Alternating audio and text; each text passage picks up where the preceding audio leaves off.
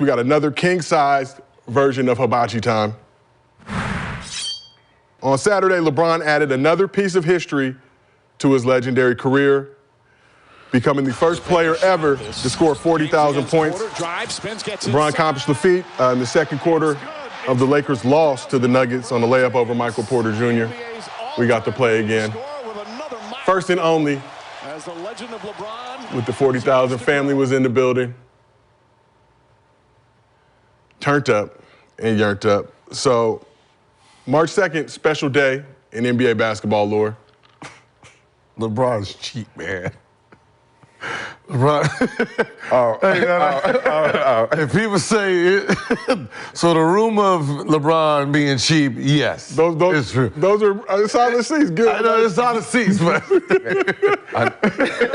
LeBron.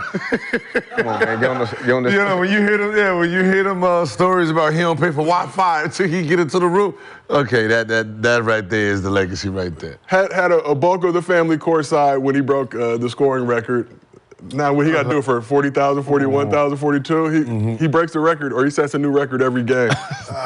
I'm just going to go out on a limb.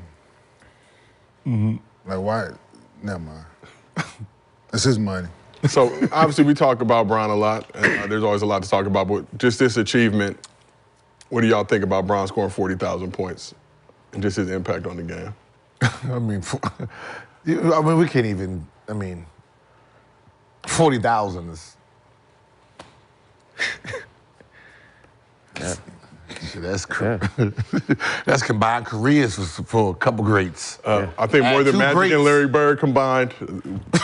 Just throwing it out there. Serious? Yeah. But just wild to think, and still going, I think is the craziest part. You're 21, still averaging 25 a game. As much as people hate LeBron, how can you hate on that level of greatness? Easy because, to be honest, people don't really appreciate greatness in real time. They appreciate it once it's gone, right? In real time, everyone tries to find flaws and compare to other people that they've seen. So nobody really truly loves greatness when it's actually going on. So it's kind of hard. Like people, we 40,000, all this, and then, when you start like doing the math on, all right, if somebody want to beat this is what they got to do. You be like, that's crazy. It's not realistic. Yeah. Just speaks on the dedication to the game you love too. Taking care of your body, and just everything that you put into the game too. 40,000 to see that is crazy, bro. I don't care. 40,000, all these records that people are breaking. It's pretty amazing, man. So, and he's still going. Yeah. He got a couple more thousand, right? He might get 40 to 45. He gonna get 45. You think 45? 45. Yeah. That's where he's gonna finish at. He might finish a motherfucker 45 on the dot. That's cold. Hit it and quit it. I want to die. 45, I'm done. And that's gonna look crazy 40 years from now. Man, nobody hit it right on the dot, right? He might finish right on the dot. Because what he's averaging about 20, this season? 2,200. Oh, a season? Yeah. 2,200 a season? That's if he's playing 82 games. It's Is he in the twos? You'll not look it up? Yeah, I'm doing it right now, brother. Shit. It's not voice activated. So per season, I don't know how to. He's like 1,700 a year now at this point. About 1,700? 3 years, this, next, 17, 20, 30. He might. Maybe it'll be close. It'll be close. 45,000 is crazy. 40,000 is crazy. Yeah. It's just. So, just how ridiculous is LeBron scoring 40,000 points and counting in his career? Twitter user provided some context. So, to put it in perspective, to get to 40,000 points, a player who averages 30 points per game his entire career would need to play 20 years on average of 67 games per season. Will anybody ever come close to touching this record? No. I mean, the only reason I say no is the idea of your talent playing 82 games a year. I think those days is gone. Yeah. Right? The only people you're allowing to play 82 games is basically role players or, guys that are expendable. Right? You're a star player. As an organization, you're not allowing him to play 82 games and not 82 games for 6-7 straight seasons. So the days of what Michael Jordan did, them Karl Malones, the John Stocktons, those days is over with. Right? I mean, even John Stockton, they played 20 years, right? Mm-hmm. And I mean, that's impressive. Right? In its own, like what John Stockton did was an impressive thing when you really think about, like, damn, he played the same amount of years, damn 20 years, plus he played 82, 12, 13, 15 of those years? You know what I mean? So it's gonna be hard to find, a businessman to allow someone to go out there and say, all right, I need you to play 82 games every year. So but you never know, there's always freaking natures being born, man. Yeah, Yeah. So. It's always something we ain't never seen. Stockton, I want to say, played 82 games, 16 out of his 20 seasons. Like, Damn. That's what I said. You're gonna have to have somebody like that, but who's a scorer. What type of training were they doing? Huh? What type of training were they doing? No, they would. Let me shut up. Well, I can tell you, there wasn't no training because they ain't really had trainers back then when they first started. And he was a low impact player anyway. Low impact, so he's not jumping, he's not getting off his feet much, right? So, Passing and playing defense. Passing, playing defense. That's really. So, talking about somebody who can score at a really high level. That's the thing, because it has to be a scorer. Now this scorer has to play at a high level, low impact, or he has to be built exactly how LeBron. He has to be built with strength and muscle mass to sustain just the durability. So you're talking about people who are built like Anthony Edwards, Jason Tatum, and they are already far behind. But it has to be somebody with that type of structure that can last the whole year, plus score. Got to be a shooter so he can use the three-point line to his advantage without putting all that heat on his body. I mean, this has to be a guy who's tried to break this record. This is like, we going in, son, and this is what we're going to do. We're going to work on your body. We're going to go first 3 years. We're going to shoot this many threes. Like, it has to be some type of... Engineer no less. So Bron currently averaging 27.1 points per game for his career. Nobody's. It's not happening. Let me shut the fuck up. So, after the game, LeBron was asked what advice he would give to his 18-year-old self and had this to say. I wouldn't tell him anything, honestly, because 18-year-old LeBron had a great head on his shoulders. He just did. He was put in a position where I wouldn't wish too many 18-year-old kids to be put into. But he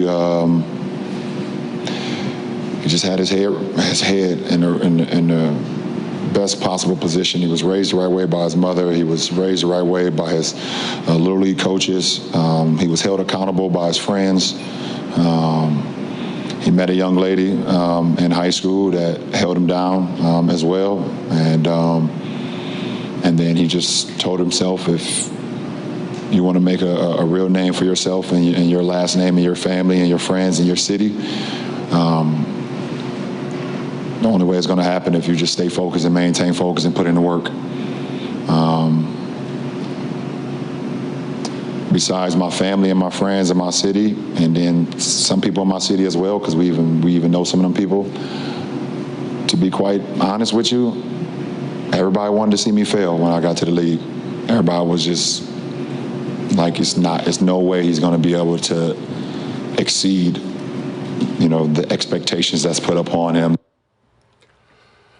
So, as wild as it sounds, somebody on Twitter pointed out that LeBron's career average 27, 7, and 7, but in all the games that he's played, he's never put up that stat line.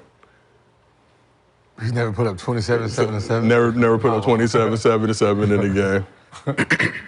But do we believe, like Bron saying, that everyone wanted to see him fail coming out? Because we remember 2003, the hype around LeBron, even from high school, ESPN showing his games, the chosen one. Who took the time to look that shit up? Which one?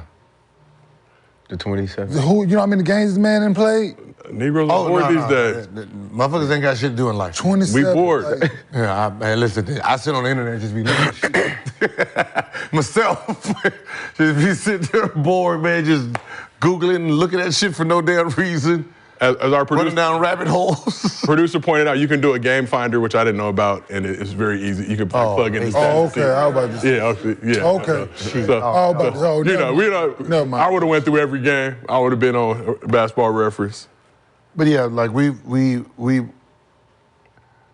seen the video and the interview when he got drafted to the Cleveland Cavaliers, and we seen what his teammates were saying when he was coming. So you know what I mean? Like we seen it, and we see it every day. I mean, we see it every day in the media, right?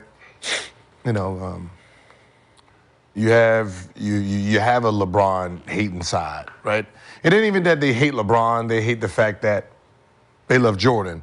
It's like you can't like both, which is a weird thing, right? You can like both. You can appreciate both. You can appreciate all three, right? You know, Kobe too. There's no who's better, and you really actually have to fight about it, right? That you know, I think that's where we've been put in position. So if you like Jordan, you gotta hate LeBron. If you like Kobe, you gotta hate LeBron or Michael Jordan. When no, you can like all three of them.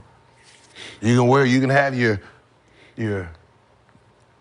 Kobe jersey with LeBron shorts and some motherfucking Michael Jordan's on. It's okay. You can. Oh no. But that's what I'm saying. But you can though. You know what I mean? Yeah. You know what I'm saying? It's Lakers. You know, and they all got the Laker color. But you know what I mean? Yeah. You know, you don't have to pick a side. I think that's what majority of America's just humans do. We pick sides when. No, I like both of them. Fuck you. Just appreciate greatness. So let's go back to LeBron talking to his younger self. Kenyon, if you could go back, talk to your younger self before you got into the league, what would you tell your younger self?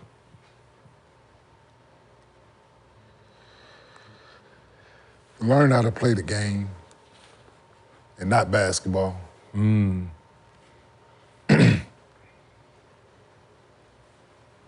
Like play the business side in the game of the NBA better. And yeah. So what is the business side in the game of the NBA in your No, just playing the game, man. Just not being so boisterous, not being involved in certain things, going to certain meetings, getting to know management a little better and certain, I'm saying like, yeah. So had decent relationship with the GMs I've played that were for the teams that I played on, but it was like, I let a certain situation get the better of me, and that ain't who I am. So I should have done that, make that part of it different. Sure. And Brandon, if you could talk to your younger self before you got into the league, what would you tell yourself? Be silent, so I can hear the noise, so I can hear what's around me and see what's around me better. And like Kenyon said, taking accountability and being more spiritual so I can know what's around me. And Gil, how about yourself? Coming into the league, if you could give yourself a talk, what you know now, what would you tell your younger self?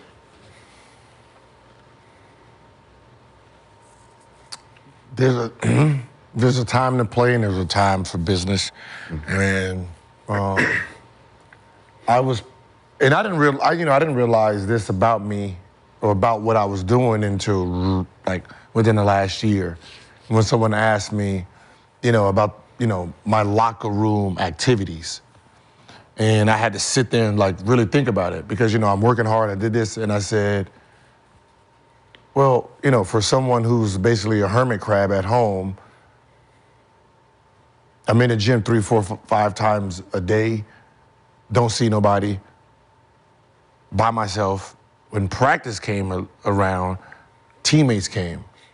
So when the teammates came, that's like the playground for me now. That's recess, right? So when teammates came in, I'm treating the locker room like it's recess, water balloon fights, and you know what I mean, paintball shootouts and that much. Like, you know, that's and I didn't grasp that at that time, that was what I was doing, you know, because I already got my motherfucking work in. I was stopping them from getting theirs, you know. So I would change that behavior of mine. I still wouldn't pass them the ball, even though they was working hard. Just to be honest, right? Just to be honest, I wouldn't pass them the ball. You know, they was just outlets. But you know, would you have thought about it more if it wasn't all that messing around in the locker room and you help guys actually put the work in? Would you at least thought about passing to them? What? Okay, just. Yo, I'm merely a host. I'm merely a host. Did you see The Last Dance? He had those boys working hard, right? Still didn't get on the ball. And that's all I'm saying. So if MJ ain't giving up the rock, you definitely ain't doing it.